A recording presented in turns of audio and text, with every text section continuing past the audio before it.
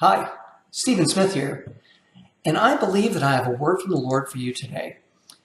I've been doing this for the past week or so, and I believe that it's really changing the way that we look at things. And I want you to know that if you open up your heart to God, you can actually hear a word from God as well. You don't have to go to Facebook and Google me or anything like that. God actually wants to speak directly to you. Now, he can use me, or he can use his word, or he can use someone else. But I encourage you to open up your heart and your mind to hear what the Lord has to tell you today. In fact, you can follow me on Twitter at Stephen Preserve. You can like me on Facebook. Well, you can go to my video blog. There's all these different types of ways that you can hear the message. And in fact, Psalm 78:1 says, "O my people, listen to my instruction. Open your ears to what I'm saying."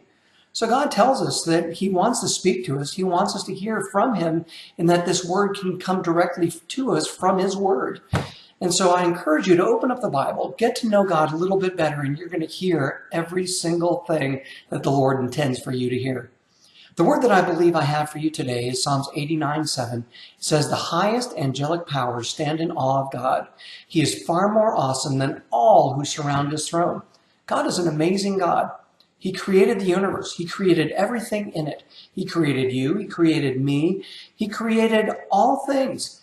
And God is more powerful than anything we could ever imagine. In fact, we'll sit here and we'll say, God is all powerful and God can do all these different things. But God has done these things to me and God has caused these things to happen. And even by his absence of something happening, we will blame God, saying, well, Lord, you could have got involved and yet you didn't. Yet we still believe that God is more powerful than anything else.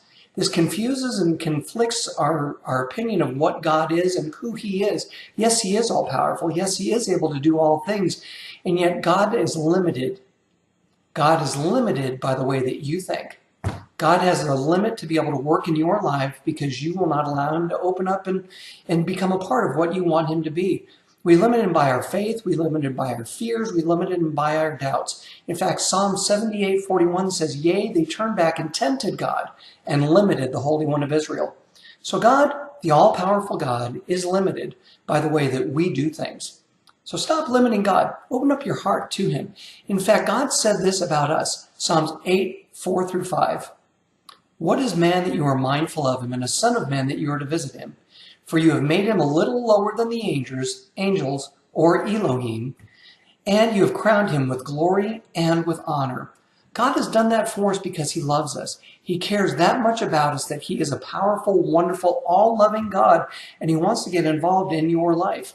And in fact, Romans 8:31, God says, or Paul writes this to the church in Rome.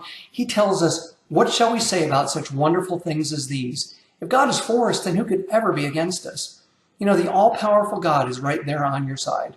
He's there loving you. He's there caring for you. He's there working in your life. Just open yourself to be able to hear exactly what it is that he has to tell you. And here's the word of the Lord that I believe that he's given to me for you today. "I am the almighty and the perfect God. I have created all things. There is none more powerful than I.